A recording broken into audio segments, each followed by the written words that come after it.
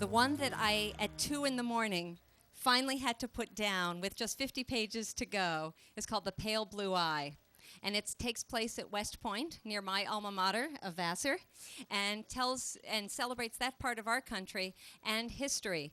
There was a murdered cadet, and a retired constable, is brought in to help solve the mystery of quite a grisly murder. And he recruits a cadet to assist him, and the cadet's name is Edgar Allan Poe. So it's and so there's the literary piece, there's the educational piece, the historic piece, and then the whodunit. And so with 50 pages left to go, I really hope I'm not going to learn who it is at this point. But I encourage you to check out both of those books and his latest. I should mention that Pale Blue Eye has been optioned and may be made into a movie, which is thrilling. You might also, in addition to Lou Bayard's writing, you might have seen him on Jeopardy as a winner, and then unfortunately not a winner beyond once. But he did win, and I think that's pretty cool. He also has been a blogger at Salon, on Huffington Post, and elsewhere, has written about marriage equality, Martina Navratilova, wide-ranging issues, and he's quite a compelling writer. So I urge you to check out louisbayard.com. And with no further ado, let's welcome him. Thank you.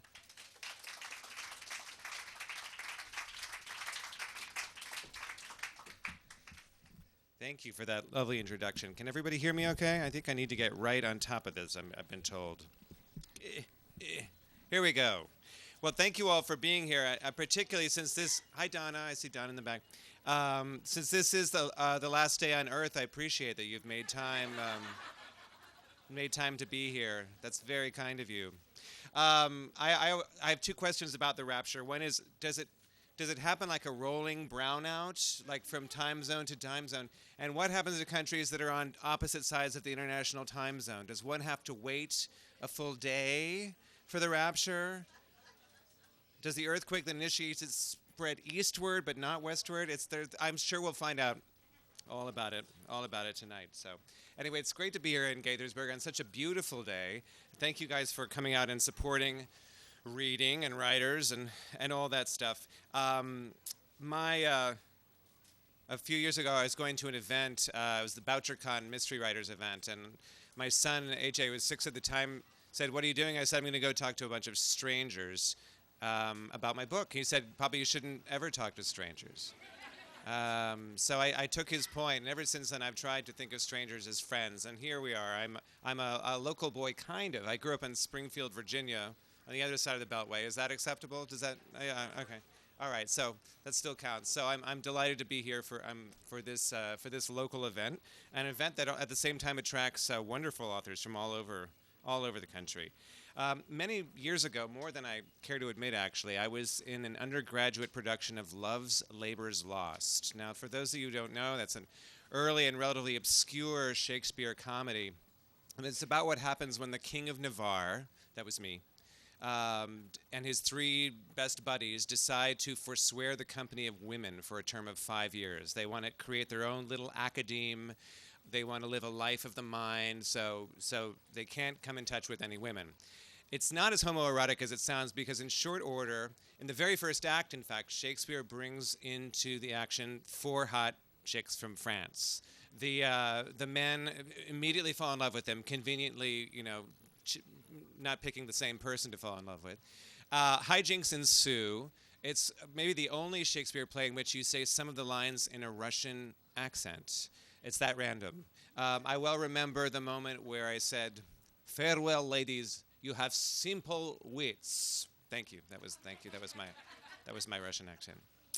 But there you are. But one of the lines I didn't particularly notice at the time comes in Act 4, and by this point, the jig is up. The king and his man have to admit that they've fallen in love, and so, having confessed, they now turn to the time-honored tradition of trashing each other's girlfriends. And the king, among other things, picks on the fact that Baron has fallen in love with, get ready, a brunette.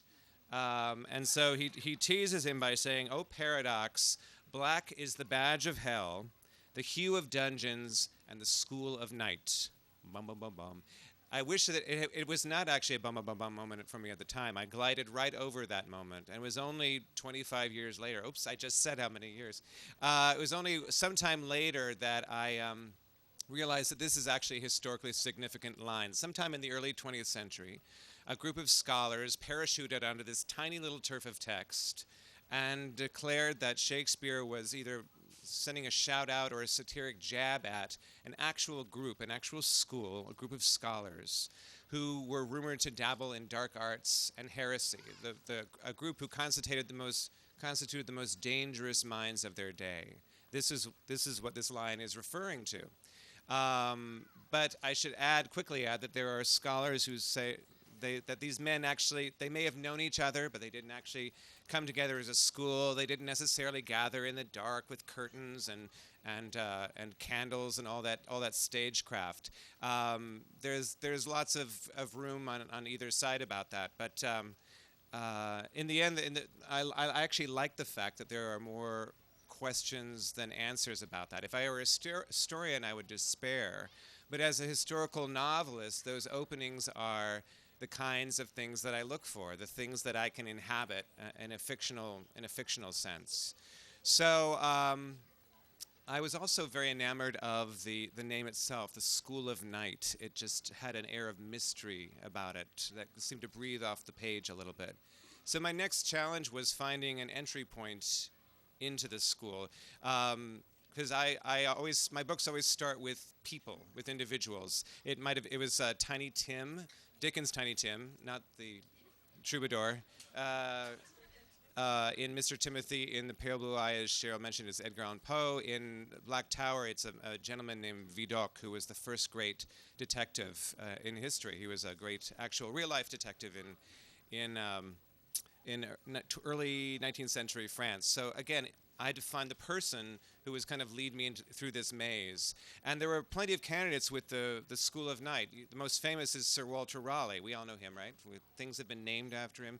He was a famous statesman, courtier, explorer, poet. He probably didn't throw his cloak over the puddle for Queen Elizabeth, but that's probably what we remember him best about him. So there was him, and there was Christopher Marlowe, who was the leading playwright of his day. There was a guy named George Chapman, the first poet to translate Homer into English. If you've ever read a Keats poem called On First Reading Chapman's Homer, that's the Chapman. So there were certain possibilities there, and it probably says something about me that I picked the most obscure of the group, a guy named Thomas Harriot. Who is Thomas Harriot? That's the question you may well be asking. It's the question I was asking when I began this. Because he published very little in his lifetime. And to use Watergate terminology, we're still figuring out what he knew and when he knew it. We know that he was doing many of the same things that Galileo was doing as Galileo was doing them. He was mapping the moon through telescope months before Galileo did it, measuring downward acceleration of objects. He saw Halley's comet 75 years before Halley. He discovered a key law of refraction decades before the man credited with the law, the beautifully named Willibrord Snell. So I think we have to agree that Snell's law is a better sounding name than Harriot's law. But the thing that I found most intriguing about him was that he came to the New World.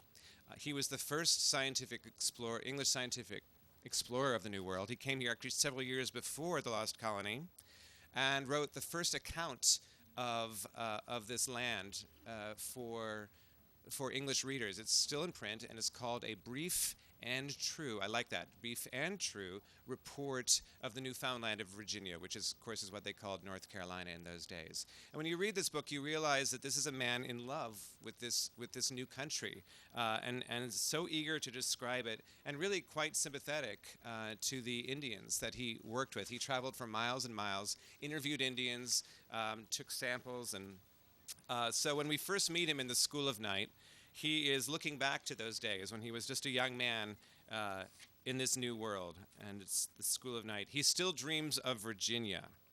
It's always high summer there. The air is piled in damp drifts, and everywhere there's a smoke of rotting persimmons. The clouds are sun-dizzy.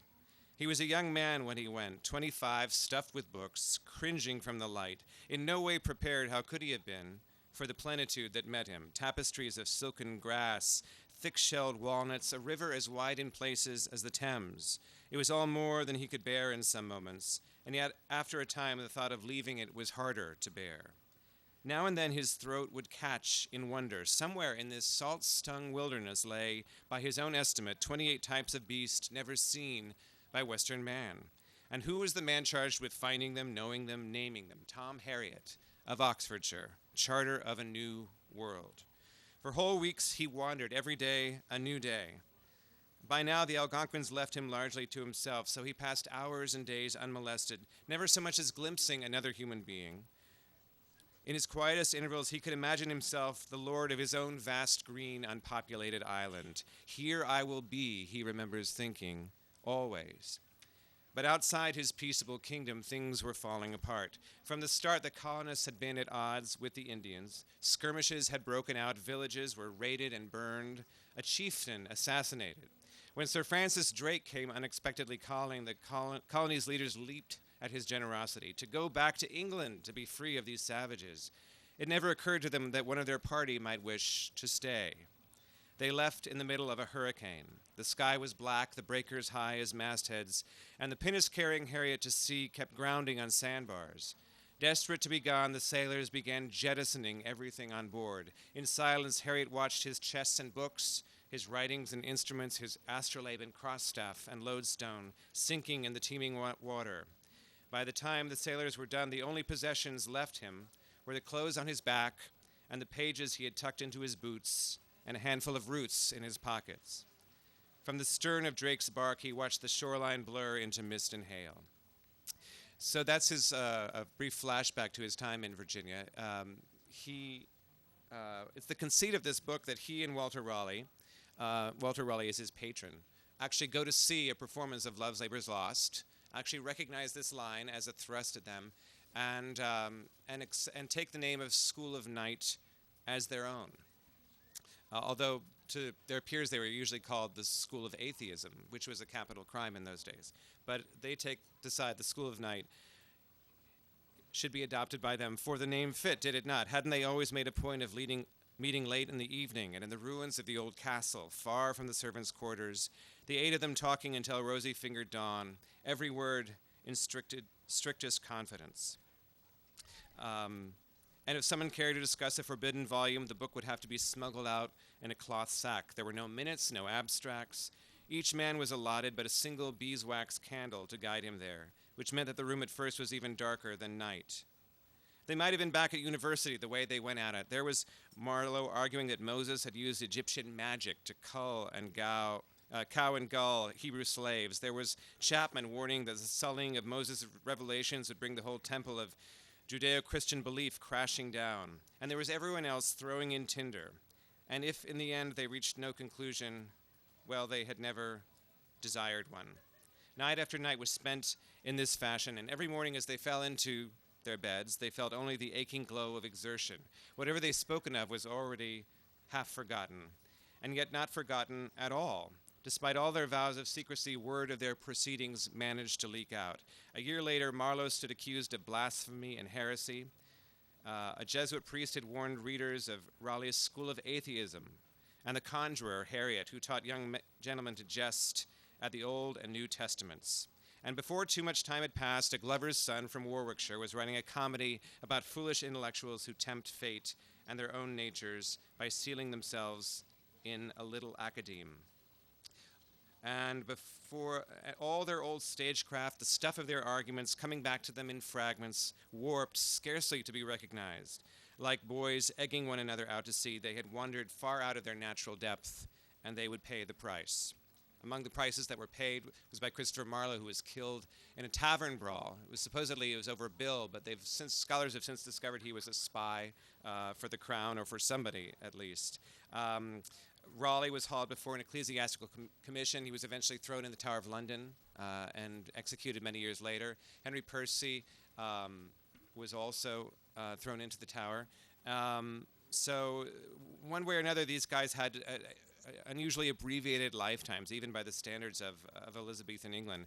But the key here to this mystery is Thomas Harriot. he receives a letter from Walter Raleigh, and on the back of this letter, he apparently writes a map. This map carries down through 4 centuries and ends up in the hands of one Henry Cavendish. This is the modern day segment of the story, and it starts in Washington, D.C., my hometown, not far from where I live on Capitol Hill. And in this particular scene, the hero, Henry Cavendish, is thinking about a friend of his, Alonzo Wax, who has killed himself. And he's remembering the last time that he heard from his friend Alonzo. I remember that morning quite well. The 12th of May, fitfully wet, smoky with pollen. I was sitting on the patio of Peregrine Espresso, just south of Eastern Market, with a $2.20 cup of Finca Nueva Armenia and a laptop and a stack of ruled paper. Children's compositions. I was being paid $300 to judge a creative writing contest for a country day school in Herndon, Virginia. The theme of the competition was wow. All in all, I considered myself lucky to have the gig, but I hadn't read a single entry. The prospect of all that earnestness was chilling, and I spent most of that morning composing an ad for Craigslist, my 3rd of the year. DWM, 44, HWP, clean and professional, looking for fun, companionship with possibility of long-term. From there, things always got trickier. Big into reading, midnight phone conversations, a must. Have not ruled out kids. Every line grew clammy with embarrassment until at last I found myself veering toward pure nonfiction, academic pariah, sketchily employed, faint odor of shame, haunted by the memory of 2 dead marriages, maybe not haunted enough. It was still a marvel to me then how gently failure could steal over you. 1 minute you're a young man, loose in limb and high in sperm count, striding down the avenue, inhaling pollen. The next minute you're one of those guys walking home from the Tunnicliffs bar, walking very slowly, the better to conceal your condition, and never realizing until you're home that no one was really monitoring you. Whatever holes you thought you were punching into the world's exoskeleton had long since been absorbed. It was in the midst of these thoughts that my cell phone began to vibrate, actually crawled toward me across the tabletop as if it were answering my ad. I scanned the caller ID, unknown. That was how Alonzo always registered on my Nokia. I think it pleased him. I watched the phone go still before kicking back into life with a message, and even then I waited a good 5 or 10 minutes to play it back. From the depths of my voicemail came Alonzo's clenched drawl. Henry, call me. The School of Night is back in session. How to recreate the effect that old name had on me. I sat there amid the espresso steam and the coffee beans and the iPod tunes. And those words, the School of Night, refused to coalesce with anything else, until finally there was no way to make them fit except to delete the message altogether. And in that moment, a voice inside me said, I've graduated. Which wasn't true, but give me this much credit, I was able to flush the call from my mind. And that very evening, a little after 9, Alonzo called a cab, because of course he was as averse as any Manhattanite to owning a car, and asked to be taken to the end of MacArthur Boulevard, an area of Maryland he'd almost certainly never visited before. The driver remembered him because, as usual, Alonzo overtipped, and because no fare had ever asked to be dropped off in the C&O National Historical Park so far past sunset. The cab pulled away, and Alonzo undertook perhaps the first hike of his life, which ended a 1/5 of a mile later when he climbed up the Washington Aqueduct observation deck and threw himself into the Potomac River.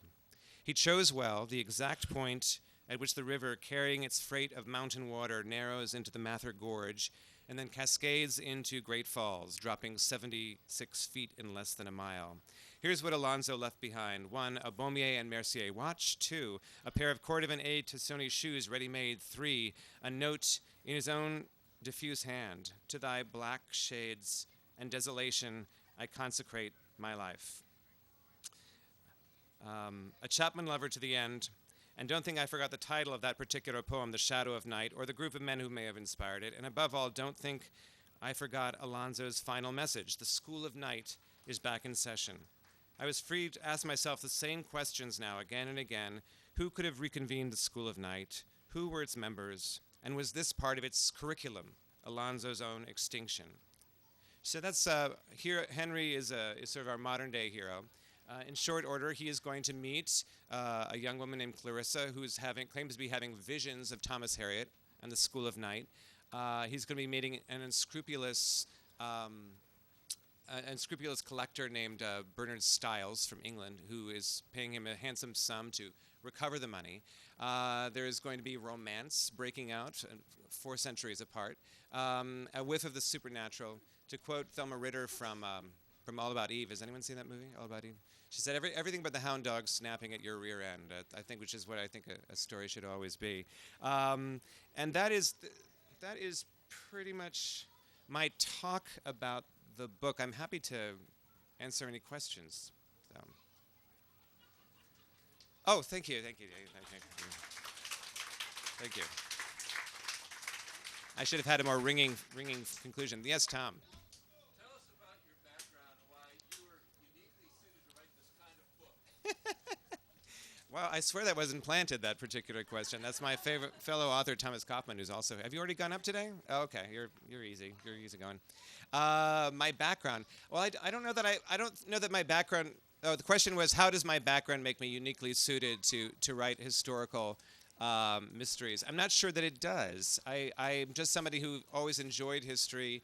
My major was English, but I've always doted on the book research. What actually suits me in this particular line of work is that I live 6 blocks from the Library of Congress, which is a wonderful resource. And in this case, the case of this book, I also lived near the Folger Shakespeare Theater, which kindly consented to let me study research there as well. So it's actually quite a joy for me to do this kind of work, and in a way the discipline comes with stopping the research and just saying, okay, I know enough, and getting going. But I find the historical thing very vain, a good vein to be in.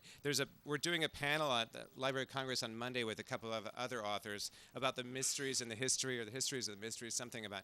I think mystery is a really good format for exploring history, because I think the history itself is something of a mystery, something unknown. So I think it's a wonderful way to go back into these long ago times. So thank you, Tom. Yes. Another idea for an up-and-coming book. Yes, and it's very different. See, I would make my life much easier. Where's Donna? If I wrote in a series. Because then I'd know exactly, I would have the same character and I would just put them in different situations. It would be much easier. So as it is, I always have to, I make myself go back to the drawing board. And this one is quite different. It's a book about Theodore Roosevelt. And it's in the Amazon jungle, where he actually took a journey. It's described in a very good book by Candace Millard called The River of Doubt. He actually took a journey shortly after his presidency, nearly died, contracted malaria, but they went down an uncharted river in the middle of Brazil and lived to tell the tale. But I'm going to spin a kind of horror story out of that. It'll be Teddy Roosevelt's Heart of Darkness. That's my short thing. So we'll see. Yeah. Yes. Oh, sorry. Yeah. Do you have a favorite of the books you've written, or one that you feel is your best? The question is, do you have a favorite of books I've written? You guys probably answered the same way. It would be like saying a favorite of my children. You know, even if I had one, I probably wouldn't say it out loud. No. No, I really don't.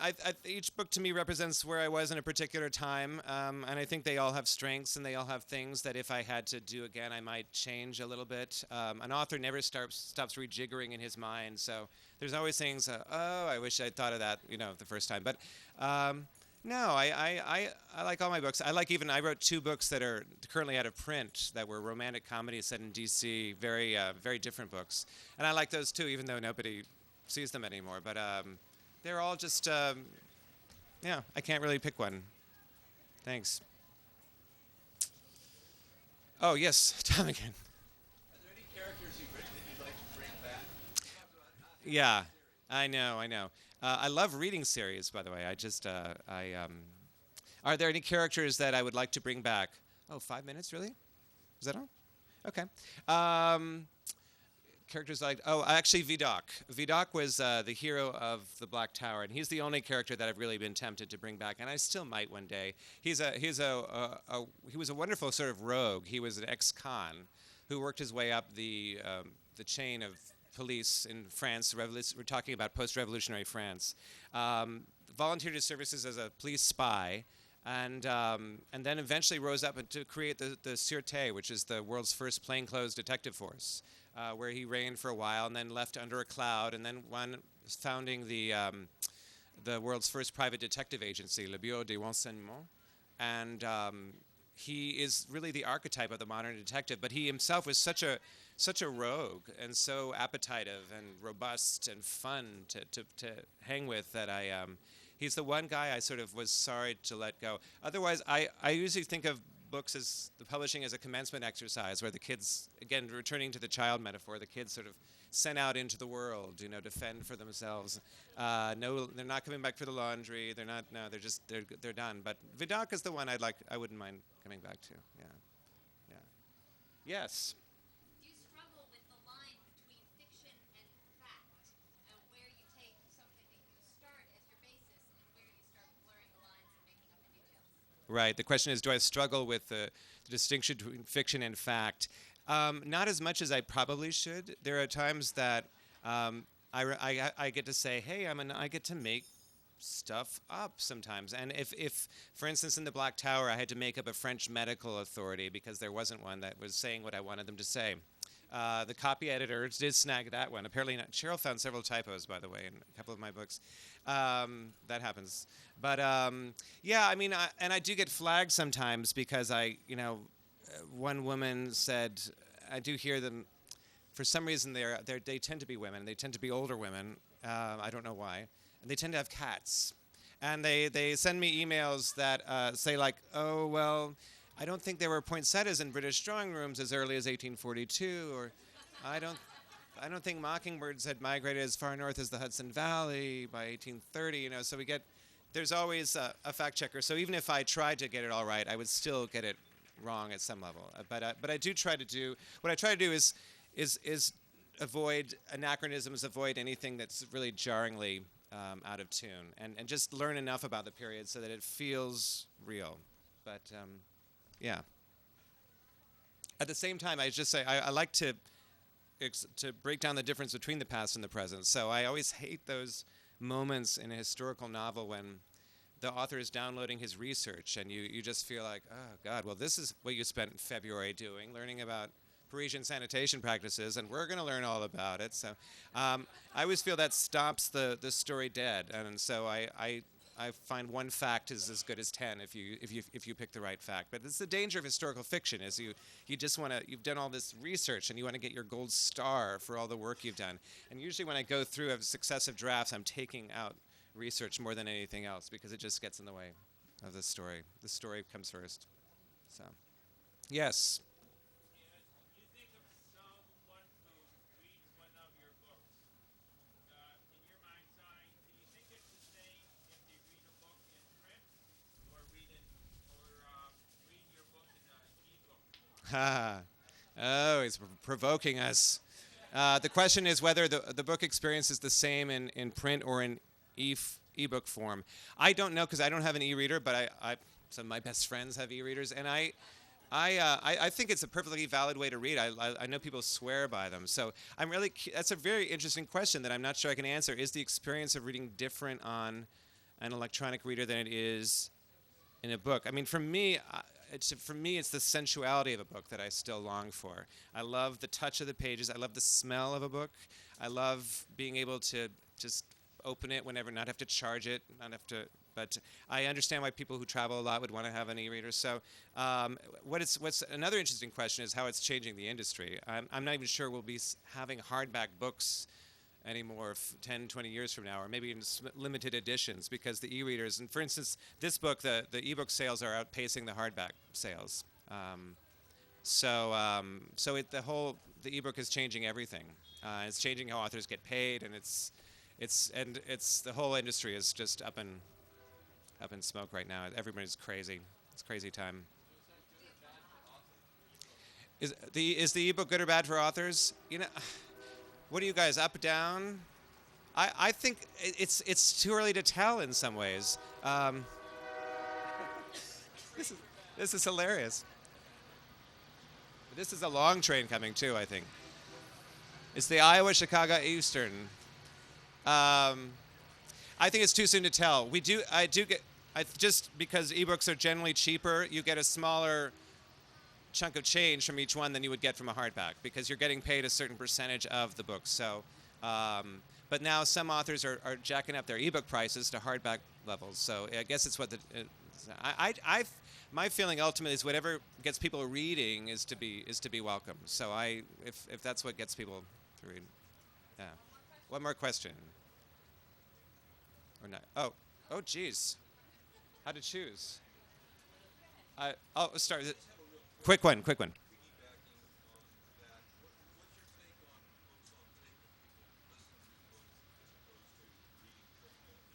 Oh, sure. Okay, is the take on books on tape, the audiobooks. I think those are great, especially for long car trips. It depends on getting a good narrator. It really depends on the quality of the narrator, the experience. But I think it can certainly add. I don't really listen to mine, but I appreciate the nuance they bring that a really trained professional actor can bring to that. Yes.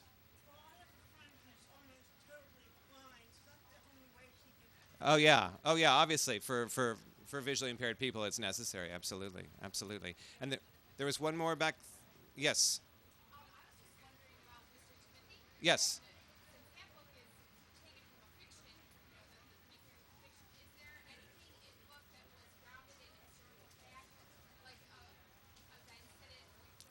Right.